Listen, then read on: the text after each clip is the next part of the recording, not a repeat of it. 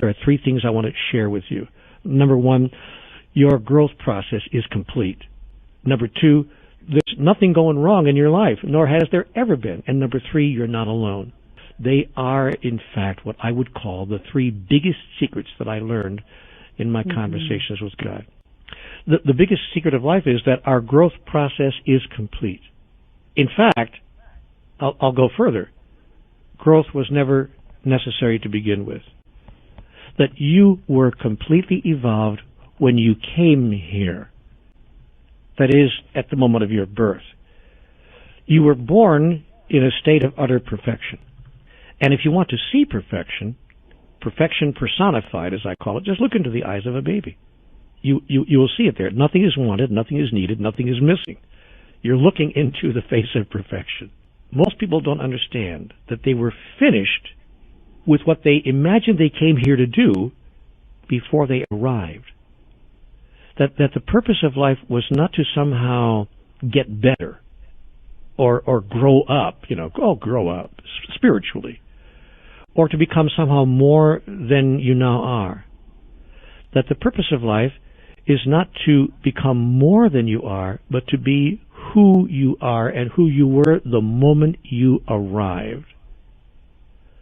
Now, the problem is if we think we are here to become somehow more than we were when we arrived, that the purpose of life is to evolve into something greater, the problem with that is we think that there's something we have to do or to be or to have, that we have to acquire something somehow or another, more wisdom, more understanding, more clarity, and for that matter that there are physical things we need to acquire as well in order to be the fullest expression of who we really are. But the process works exactly in reverse. In fact, there's nothing for us to be or to do or to have that we are required to be, do, or have in order to express who we really are. The process works precisely in reverse. We are not here to acquire anything, but to give everything. We are not here to acquire, but to give, to demonstrate. Life is about demonstration. It's not about evolution. So we've not come here to somehow get stuff, even to get more wisdom, more clarity, more understanding, none of that. We are here to give and to demonstrate the clarity, the understanding, the awareness, the consciousness that we came in here with. However, the culture teaches us exactly the opposite. The culture into which we were born here on this planet teaches us you know nothing, you got a lot to learn, you got a long way to go, buddy, blah, blah, blah. And furthermore, interestingly enough, some of the religious culture actually teaches us that what we need to learn, what we need to understand is ultimately ungraspable. That is, it's out of our reach. And what I understood then in this flash of insight that I received in my conversations with God is that you are perfect just the way you are right now. Or to put it in simple terms, which is difficult for some people to grasp or to embrace, you are divine. That is, you are my begotten child. Not just my only begotten son, but you are all my begotten sons and daughters in whom I am well pleased. And your job is not to somehow get better or become more than you are now, but simply to demonstrate who you are right now. And why? Why bother demonstrating who you are right now? What's the purpose of that? So that, I was informed, God might know itself experientially through the expression of life in every one of its forms, including the form that we call you. Now, what this meant to me as a practical matter, how you apply that kind of insight into daily life, because people say to me, well, okay, great, but how does that work in 9-to-5 life, is that I discovered that when I give what I wanted to receive as if I already have it, then I would experience the havingness of it. Let me be real clear about that. God put this to me, Claire, in conversations with God in 3 simple words. Be the source. Be the source became the guiding principle of my life. And whenever I found myself wanting anything, gee, I wish I had a little bit more money right now. Gosh, I wish I had a little bit better, smoother going in my relationship. Gosh, I wish my health was a little bit better. Or I wish I had more wisdom, more clarity, more understanding, more awareness. I wish I had more of something or another. Whenever I found myself wishing for more, I would sit down and think, I wonder if there's anybody else around me in my life, friend or stranger, who also wants more of that, who might even imagine themselves to have less of that than I do. And gee, I wonder how that might work. And I began to decide that I would be the source of what I wished to experience in my own life in the life of another. And so I went out and looked for people who imagined that they did not have enough money, and I gave them some of the money that I had, even though, as a practical matter, I was experiencing that I did not have enough money. I just decided to say to myself, what if I had enough? What if what I had right now it was enough? And what if it was so much, in fact, that I could actually afford to give some of it away? And I began to give away what I thought I had not enough of. I did the same thing in other areas of my life. I wanted more patience, more understanding, more compassion, more partnership, really. And I found other people who wanted more of the same thing. It's not easy, by the way, I mean, it's not difficult, I should say. I'm trying to say it's not difficult to find people like that. It's easy to find them. They're all over the place. So I simply found people who wanted the same thing I wanted, and I decided to be the source of it, to be the source of compassion, of caring, of understanding, of patience, of forgiveness, and of companionship, and of love. And what I discovered was that when I was a companion to another and to all others whose lives I touched, suddenly I was companioned, and I was never lonely anymore. When I was the source of patience and understanding and compassion in the lives of others, suddenly I experienced those same things flowing through me, because I discovered that what flows through you sticks to you. And I was able to suddenly experience my havingness of what I thought I didn't have enough of. And as I began to experience my havingness of it, that experience of havingness, what I call in my cosmology havingness, that experience of having that actually acted as a magnet and drew more of it to me, because my purpose was not to have it all for myself, but to give it away. Now, get this twist. My purpose was not to have it for myself, but to give it away. And when your purpose is to give it away to others, the universe supplies you with an unlimited amount of it, because it knows there are a lot of people out there who are suddenly depending on you to be the source of it.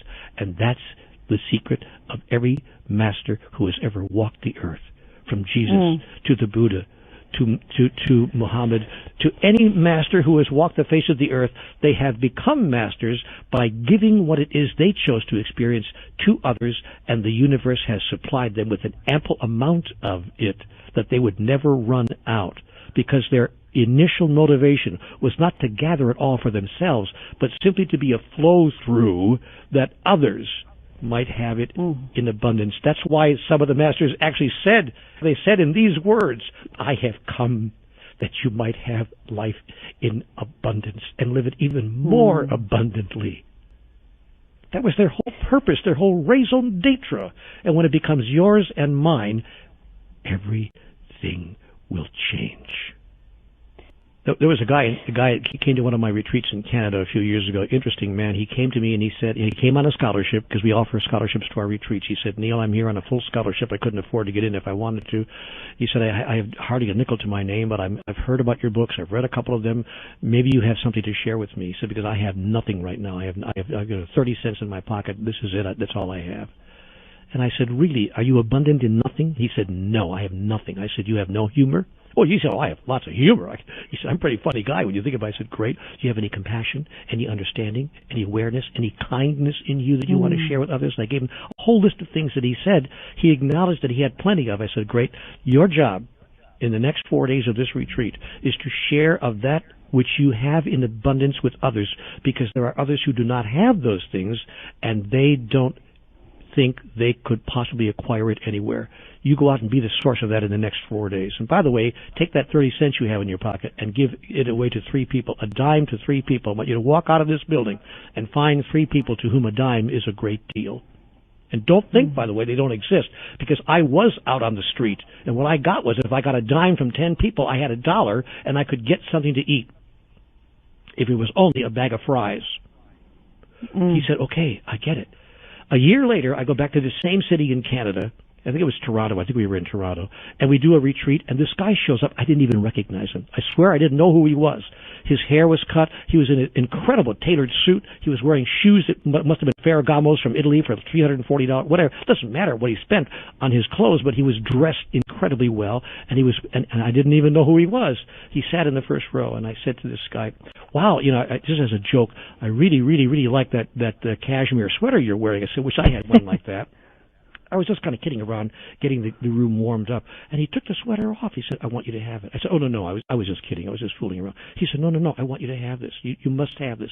We looked to be about the same size. In fact, we were. He said, please take this. It had to be a $700 at least cashmere sweater. Yeah. And I said, why would you give me this? He said, because of what you gave me. Don't you remember me? Look at me. I said, who are you? He said, I'm the guy from last year who had nothing. And then suddenly I went, because I've seen so many people since then, but my mind clicked. I went, oh my golly, what happened to you? He said, I took your advice.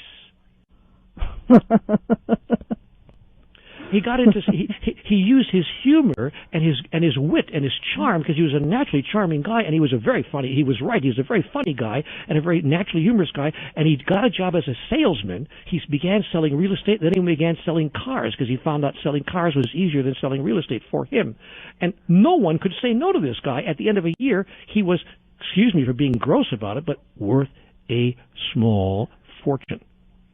And he couldn't stop the goodness of life from falling in on him, because he gave in abundance of what he had, and the universe said, yes, that's what you're doing here. And he got to the same place that I described earlier. He said to me, Neale, I can tell you now, I don't even work for that. I don't even care about it. Here, take this sweater. I want you to have this. It's not about that anymore. And because it's not about those things are falling in on me almost without effort. And he was a walking, living, breathing example of everything that I was sharing. Take a look at ways in which you have already experienced the completion of your evolutionary process.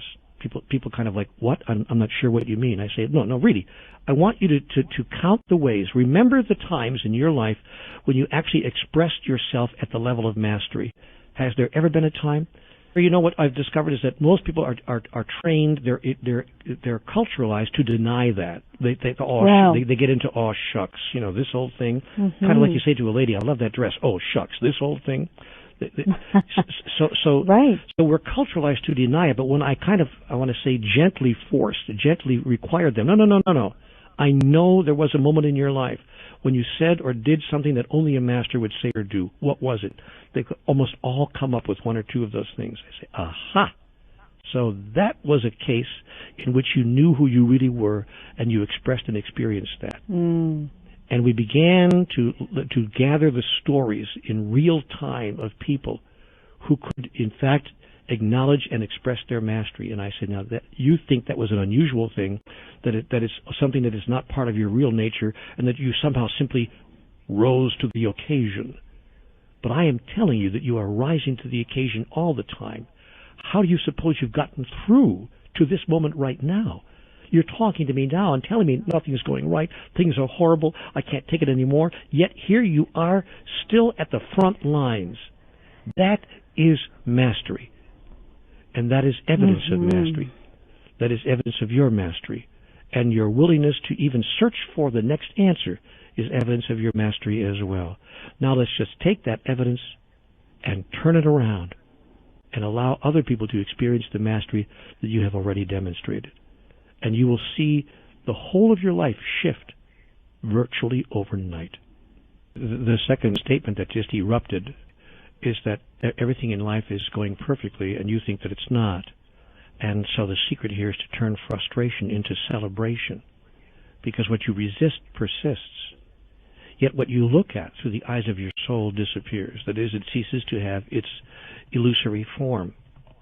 But we don't understand, most people, and I didn't either before my conversations with God, why are things turning up the way they are? It's all very nice to say that everything is perfect, but it sure doesn't feel perfect to me. Unless you know what it is you're trying to do, and unless you deeply understand the process that is required, in order to do it. In that case, you would see the perfection. And that was the second simple statement that Conversations with God gave me. Statement number 1, be the source. Statement number 2, see the perfection. These are 3-word statements that shifted my whole life. Be the source, see the perfection. Well, how could I see the perfection of living on the street for a year, or having no money, or having my relationship fall apart and my family ripped away from me, and my health going downhill? What's perfect about that? Do you mind if I ask? And God would say to me, look, what is happening here is that you are expressing and experiencing the essence of who you really are. And in order to experience the essence, and you're doing that, by the way, God said, as, how can I put this in the vernacular to make it simple, as a favor to me, so to speak. That is, God has created the experience of life itself in physicality as an expression in experience of who and what divinity actually is in its totality. God simply seeks to know itself experientially, and is using what you and I call physical life and everything in it, including us, as the means by which to do that. But here's the great secret that Conversations with God told us. In the absence of that which we are not, that which we are is not. That is, it can't be experienced. It can't be expressed. And God gave me a very simple example so that my mind, because my mind couldn't wrap itself around that. You know, when God said that to me, I said, oh, come on, help me out. I mean, I'm not really very advanced here in my thinking process. Could you make that simple for me? God said, sure. Supposing that you decided that you are the light. Let's use a really simple example. Just say these words to me, Neale. I am the light. I said, okay, I am the light. God said, great. Now, how would you know you are the light if there weren't darkness? If you were like a candle in the sun, you'd be there all right, along with a million cajillion other candles, but you wouldn't know yourself as the light because you are, in fact, amidst a million cajillion other candles. The sun wouldn't be the sun without you, by the way. Nay, it would be the sun without one of its candles, and that would not be the sun at all. But how to know yourself as the light amidst the light. And I said, to God, well, you're God, figure something out. And God said, I already did. I will surround you with darkness.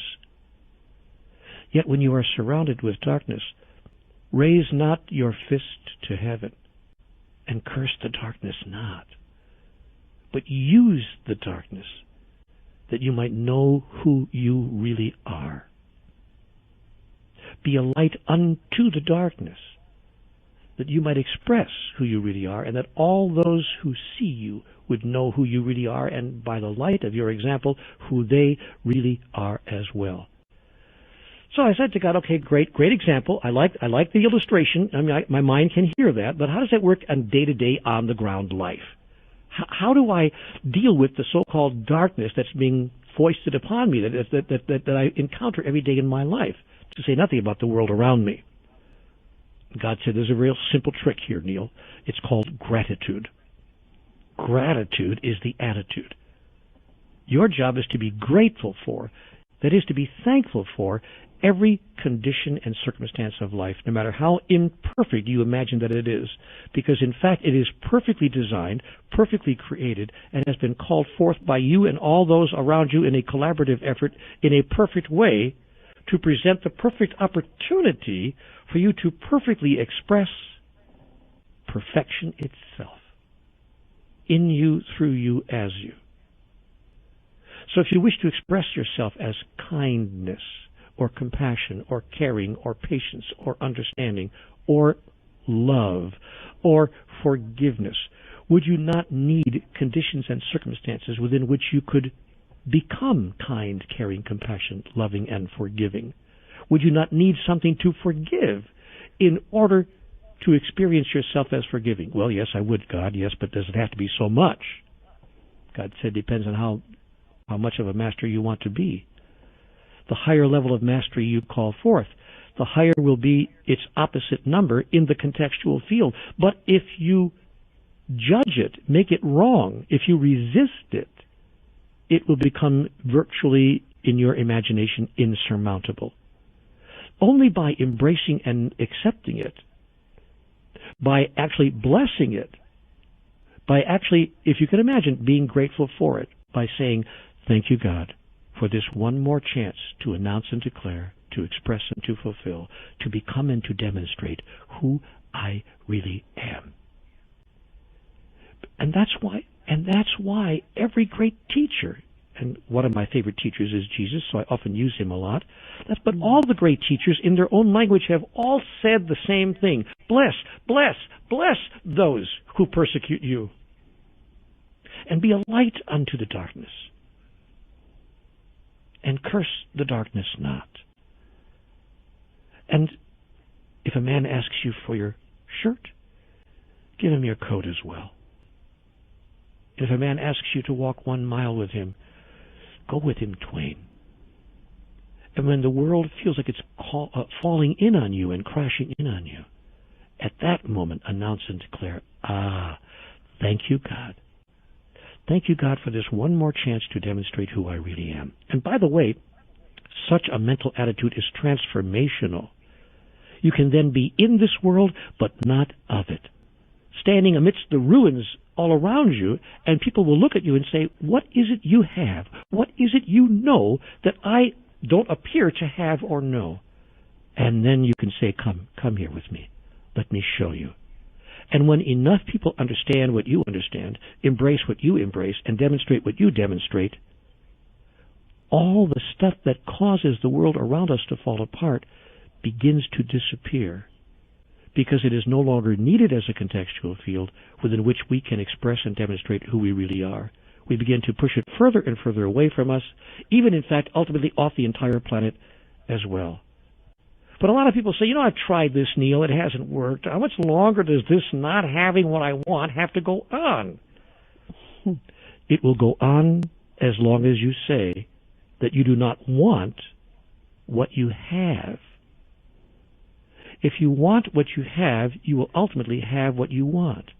But if you say, I don't want what I have, then you are denying the very gift that makes it possible for you to have what you want.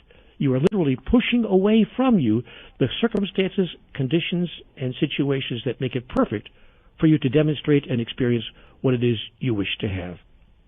Even if you had it, you wouldn't even know you had it. You wouldn't even know that it's part of your reality, because you are pushing away its opposite number. What you resist persists, and what you look at disappears. That is, it ceases to have its illusory form. Therefore, give that which you wish to receive, and share that which you think you have not enough of. And you will discover that part 2 of the process is absolutely true. Your life is perfect just the way it is right now. There's nothing going wrong. Everything has occurred exactly the way it needed to occur in order for you to express and experience who and what you are right here, right now. But as long as you make it wrong and say, Neale, you don't understand. Something terrible happened to me when I was 7. I'll never forget it, and you don't understand. To the degree that you make what's going on wrong, to that degree you'll make it very difficult to experience what life was designed for you to experience, who and what you really are. Let me use the example of the person perhaps who's in an abusive relationship. It could be an abusive marriage or an abusive relationship at work where the boss is just being unkind to you and verbally abusive every day, or in any other situation. It could be more serious or less serious than that. But a lot of us have been in those kinds of situations and circumstances, and regretfully, some people are really in a dangerous situation around that, where the person they're living with is actually physically abusive and could be endangering their health, or if not their very life. So let's talk about that just for a second. If you were to apply these principles, of course you would not sit there and say, bring it on, abuse me more, I'm just a doormat, walk all over me. No, of course you would not do that. But what you would do is you would discontinue imagining or thinking of what's occurring as somehow imperfect. You would in fact say to yourself, I see. This is occurring perfectly in my life right now, that I might announce and declare, express and fulfill, become and demonstrate who I really am. And part of who I really am is not only a person who forgives others when they have forgotten who they really are, but also one who loves the self. That I choose now to demonstrate my love of self And this situation has been perfectly co-created by the lot of us to allow me to demonstrate my love of self. So now I can finally answer the question, what would love do now? Love for myself, and indeed love for the other. I know that these behaviors that you're demonstrating are not new to this particular experience of you and I. I get that. This is your deepest understanding of the only way to be and to survive in the world. I'm going to love you out of that. I'm not going to make you wrong for your behaviors because I understand them. I get that the sins of the father have been visited upon the sons, even unto the seventh generation. I get that you are deeply mired in the illusions of life that drive the engine of your experience. I get that. And so I don't even have to forgive you for the abuse that you have placed in the space of our experience. But I will tell you that I will no longer receive and accept that level of abuse from you. I will love myself enough to remove myself from the space of that abuse, and I will love you enough to tell you that you're demonstrating yourself in this particular way is not the highest and most glorious aspect of who you are.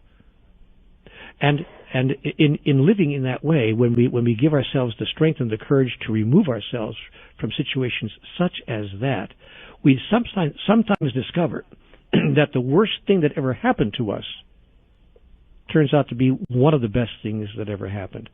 I think that the idea that there's nothing going wrong in my life was one of the biggest shifts and changes that could ever have occurred in my consciousness. I began to stop condemning the many things that looked like were going wrong in my life and to use them as tools in the creation and the recreation of who I really am. But you know what else it did? It removed from my consciousness resentment, anger, disappointment, frustration, and righteousness. And when those 5 elements are removed from one's consciousness, all the poison disappears. We can even look at our so-called enemy, at the one who did it to us, with kindness and love and caring and compassion. And the third secret of life is that you are not alone. You are not alone in this process that we call life. And what I observe in people that I've worked with individually is that they think they are alone, and that's what makes it intolerable. Almost any experience in life can be embraced and tolerated, if you please, if we imagine that we are at least in a shared space with another and that we have someone that we can talk to about it and get help from, and that we're not alone around all of that. Loneliness is one of the biggest emotional loneliness, even, and I don't mean just physical loneliness, because you can be in a relationship and still be emotionally alone, as people have discovered. You can be in a house full of people and be emotionally alone. But emotional loneliness is the biggest single problem facing humanity today. By the way, that's why the most severe punishment that any system can impose upon you in any penal institution is solitary confinement. They're very clear that being alone is the worst thing that people could have happen to them, being forced to be alone. We know at a cellular level that our basic nature is that we are not alone. That is, that we are all one, and therefore that we are never alone in the sense of everything else is part of us. We know that at a cellular level. That's why the impulse of all of life is to move toward life itself. You can't pass a flower without picking it up and wanting to put your nose into it. When I see lilacs bloom in the spring, I've got to go over there like Ferdinand the Bull and put my nose right in the middle of the lilacs. And I stand there and I smell them. I move toward all of life in that way. The impulse of life is to merge with other life, to experience that merging, in fact, is not even necessary, to experience that you are already merged. But when you don't know that, then you have an emergency. That is, you face a critical spiritual problem, a critical spiritual passage in your life when you are not clear of your basic nature. But the basic nature of life is, and the basic impulse is to express our oneness, and the fact that we are not alone in the sense that everything else is in the same boat with us, that we're all together, if you please, that we are all one. Now, that's why when we have life experiences that run against that basic nature, we wonder what's going on. We say, why? I don't understand. I don't understand. Why is it like this? Why? And the feeling of aloneness or emotional loneliness is just about the worst feeling we can have, because it bumps up against and contradicts our very nature. Again, that which we know at a cellular level must be true. The antidote to that is twofold. One, to hold as truth that we are never alone. That God, well, first of all, that there is a God that exists. There is in fact a thing called God. Call it whatever you want, Yahweh, Jehovah, Allah, Brahman, by whatever name and whatever label it suits you to refer to that ineffable essence that is the divine, as I mentioned earlier. So we notice that God exists. God is. And secondly, we notice that there's no place that God is not. That God is not here and not there, up there but not down here, but that God is everywhere. We notice that God is everywhere all the time, and that God will show up in your life in surprising ways and in unlimited numbers of forms. That is, that there's no limit to the forms that divinity will take to demonstrate itself to you if you are unable to demonstrate God's self as you, in you. And life will continue to inform life about life through the process of life itself. And God will continue to demonstrate God through the process of being God itself. For instance, wouldn't it be interesting if that what's happening right now, if the fact that people are listening to this message right now is God's way of saying, could I be more obvious? Could I be more direct with you? Who do you think set this up this way? And what are you doing sitting here listening to this right now? If this isn't divinity demonstrating itself to you vividly, allowing you to know that you are not alone, then what is? So for me, the awareness that divinity is with me, part of me, in me, as me, and surrounds me, all around me, has allowed me to not feel alone. I can go to sleep at night and I have actual conversations. I sit down and say, hey, God, nice to have a quiet time with you. Glad you're here again. And God says to me, by the way, a wonderful statement in Conversations with God. You might recall this statement, I have sent you nothing but angels. This gets back to point number 2, when we want to make the other person the villain in our story. But not only the villain, but the heroes as well in our story are all aspects of divinity demonstrating itself to us. I have sent you nothing but angels has been an extraordinary insight and awareness that I have brought into my life. But the biggest insight and awareness is that God itself, in its highest and grandest form, is always with me and never apart from me, and that I can talk to and communicate and access and become aware of and receive assistance from that aspect of the overall ultimate reality at any time that I wish. Now here's what happens. If we are conscious of the fact that God is always with us, God's revealing of itself to us will become more obvious to us. That is, you'll start seeing God's messages everywhere. Honestly, you'll be driving down the road, it'll be on the billboard, on the sign on the highway, or the chance utterance of a friend on the street, or the lyrics of the next song you hear on the radio, and you'll slap your forehead with the palm of your hand and go, oh my goodness, there it is again. The fastest way to experience that you are not alone in your life and that God is present always in your life is to be the source of that experience in the life of another. Someone else is looking for God. Someone else is looking for companionship, for help, for understanding in their life right now. Indeed, someone else is begging for it. But so long as you imagine your life is all about you, you've got to solve your problems first before you can solve it anywhere else, you will have missed the fundamental essence of this message and the primary purpose of life itself. However, if you decide that your job in the next 24 hours, to say nothing of the next 24 years, is to be the source of God's presence in the life of another, you will experience God's presence in your own life. Immediately and automatically. It cannot be any other way. You begin to deal with the challenging moments of your own life in an entirely different way. And you begin to find an inner serenity that you really did not know was possible. You can find that in meditation, in prayer, in other certain kinds of spiritual practices, and those are wonderful practices, but we're talking now about experiencing, or about having those kinds of experiences in the everyday moments of your life. That all of life, in fact, turns out to be a meditation. All of life turns out to be a prayer.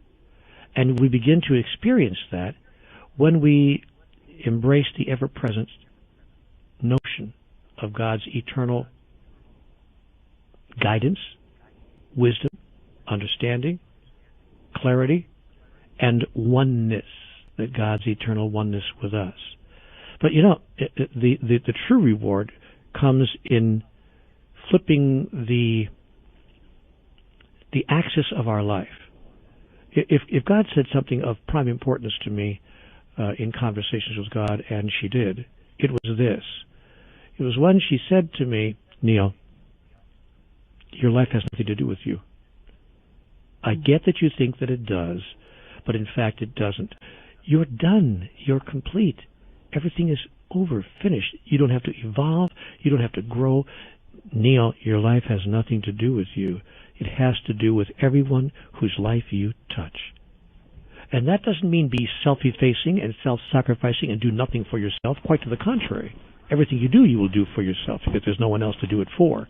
However, it means that how you act on your own behalf will be demonstrated in such a way that everyone whose life you touch will be given back to themselves. They will see by the light of your example who they really are. Therefore, in fact, step into the world, knowing that not only is God with you, always, but that God is with everyone else as well, through you. Dare you to say it. Dare you, double dare you. God has arrived in your life this minute because I am here. All God does is remind itself of itself by being itself. Did you hear that? I said all that God does is remind itself of itself by being itself. So you go around and remind all the other aspects of divinity of who they really are by demonstrating who you really are. Let your life so shine before men that they will see who you really are and see themselves in the light of your example. Or as someone put it once before, vividly, I have come that you may have life and that you may have it more abundantly. That's why Beautiful. I am here. And so it turns out, Claire, after all, that life is not about get the guy, get the girl, get the car, get the job, get the house, get the office in the corner, get the kids, get the grandkids, get the promotion, get the bigger house, get the bigger car, get the gray hair, get the retirement watch, get the sickness, and get the hell out. There's more going on in the process of life. In fact, all that I've just said has nothing to do with it. And yet all those wonderful things can be experienced by us, through us, as us. The things we want in our life, relationship, right livelihood, an experience of full expression, creativity, dynamism, wonderfulness, joy, family, all the things we yearn for will come to us without effort when we apply these three secrets.